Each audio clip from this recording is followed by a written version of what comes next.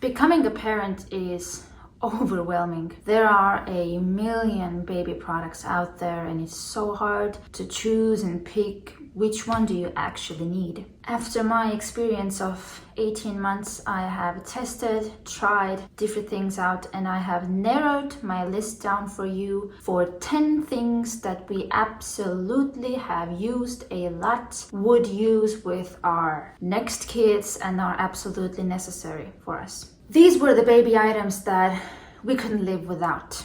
And if you're a new parent or about to be one, then these will save you some time, money, stress, and sanity. Pacifier. For us, it was absolutely necessary. We had pacifiers, different kinds, before the baby was even born, but we started testing them at around 3 weeks of age. And we tried different ones because different babies have different tastes of pacifiers. So I recommend buying a few different shapes and sizes for your baby to pick on. And some babies don't like any pacifiers at all, but fortunately our baby liked one of the cheapest, ugliest one we had in our cupboard, but it worked. And secondly, with the pacifier, a pacifier clip. So you can have them different kinds. We had one made with his name on it, with like some animal pictures on it, that you can just click onto his clothes and everything. At first, when we carried him around a lot in a baby carrier or in the car seat, it wasn't that necessary because it doesn't just like fall off anywhere. But when he's in my arms and I'm walking around and he has a pacifier, or maybe in the store, or when you're just walking with the pram, and when he spits it out, it's gonna fall on the ground and it's dirty, you don't want to put it back to his mouth, and etc. So this was absolutely necessary for those times. And I think quite the obvious pram, stroller, whatever you want to call it. So at first we had a big pram with big wheels with like the bassinet when he was like up to 5 months, I think. He didn't really like to be in there. Then quite soon we changed into the sitting part on the same pram. And then we went on walks and he slept there up to at around 1 year. And then we sold the huge one just because we had to keep it in our car. And I wanted to buy like the smaller, lighter one that usually is meant for traveling, that goes together really easily with one button push and into like a really small thing in your car that doesn't take much room. But since we had to keep the pram or stroller in our car anyways, it didn't make sense to have two different ones. So since I wanted the lighter like travel one, we just sold our big one, and we've been fine the past 6 months with the small one. We'll see what the winter will bring us. Do we even need to like use it in the winter?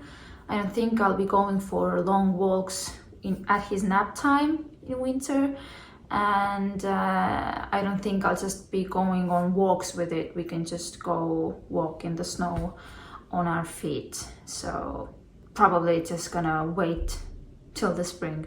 Now, very necessary for us was a sound machine. This wasn't in our list when I was pregnant and collecting necessary things. But our baby was a quite difficult little sleeper. So at the same time that we started trying pacifiers, at around like a 2-3 week mark, we also bought a sound machine.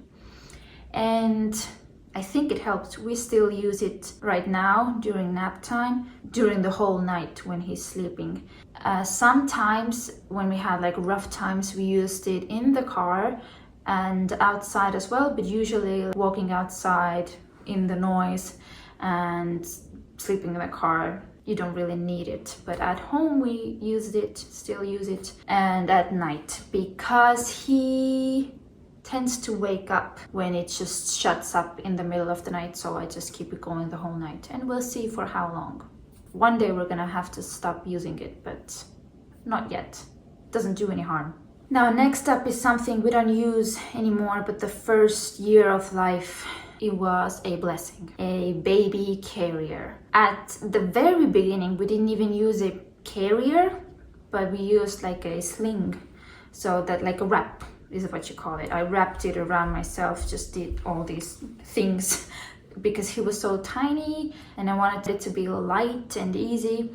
And then later on when he was bigger, then we kind of ditched the wraps, because when the baby is also heavier, then the wraps just aren't really holding the baby that well.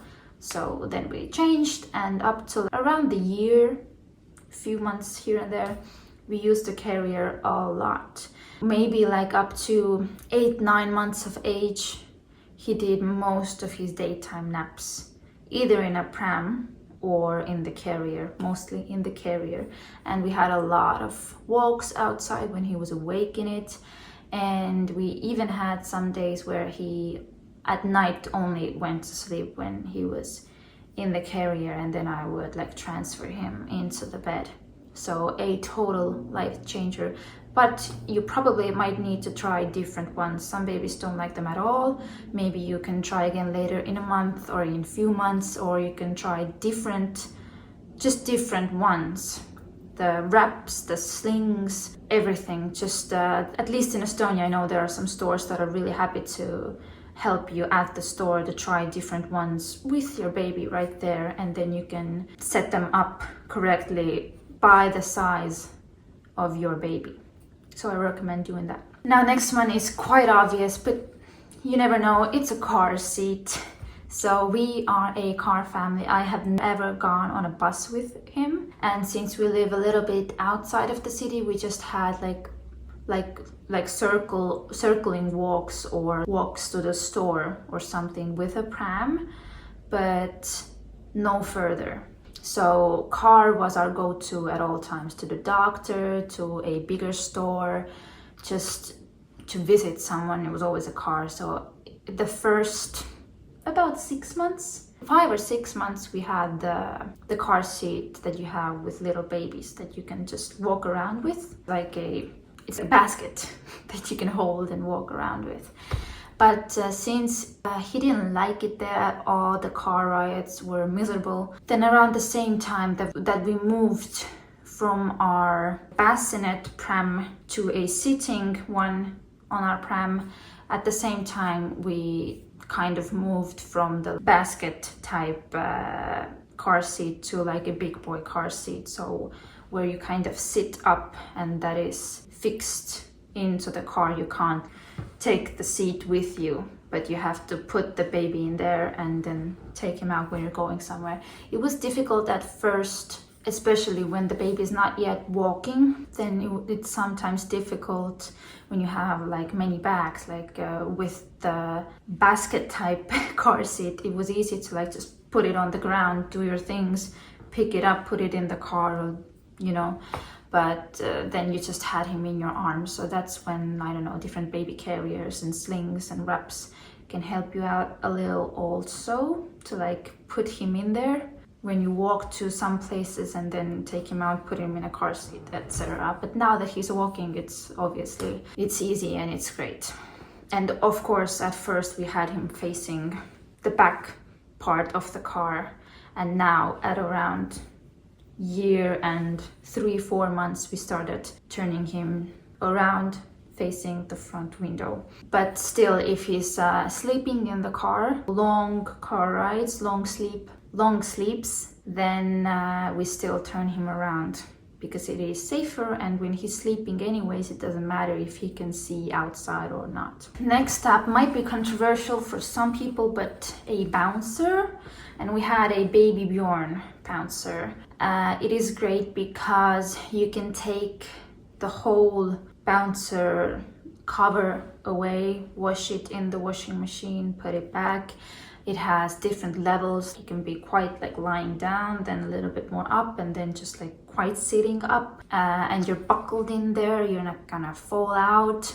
So we use that a lot, especially in the first 8-9 months, I think. At around the 9-10 mark time, he was really moving around a lot, and he didn't stay in there. He wanted to like kind of get out of there, and it got dangerous, so we stopped using it. But the first 8-9 months, it was amazing to even just take a shower. You can put him in there, let's say a 3-month-old, you put him in there, you give him something he can hold and, I don't know, chew on, and then you just take a shower in front of him and everything is great. Or when you're cooking or cleaning, you just put him there, give him something to play with and just be the entertainment. Next up, baby monitor.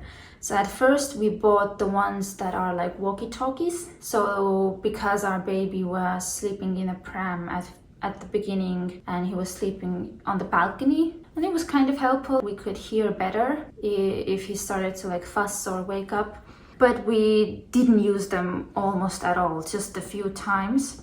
And then at around 4 months, when he finally started to sleep a bit on his own in the bed, then we bought one baby monitor with a camera that we put on our wall, so that I can put him to sleep at night, for example, and just leave the room and just check him with the monitor.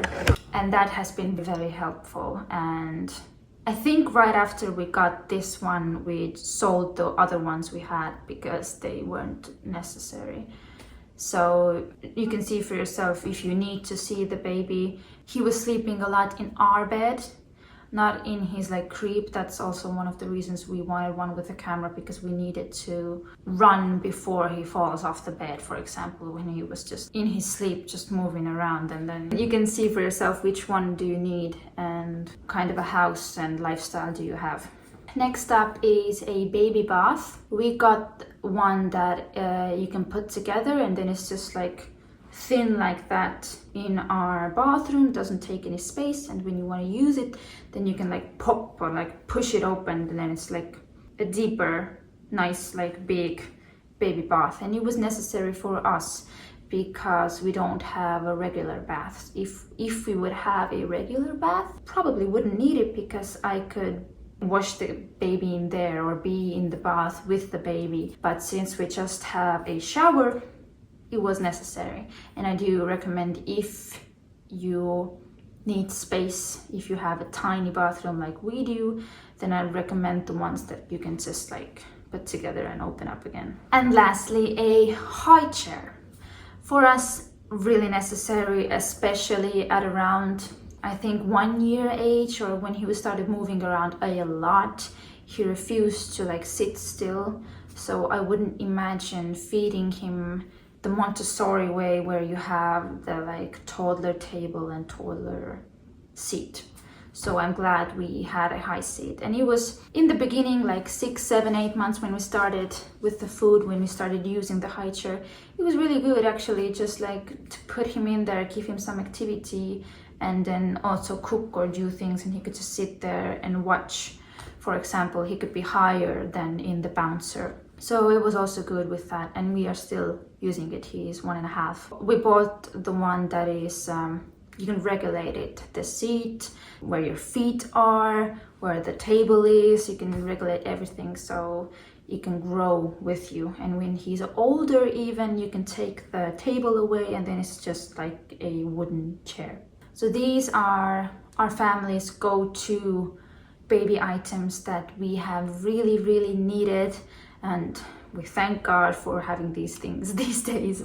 I also have a video about the opposite, so things we did not need or use at all. So if you're interested, I'm gonna link that video below. I would love to hear about your must-have baby products, or the opposite also.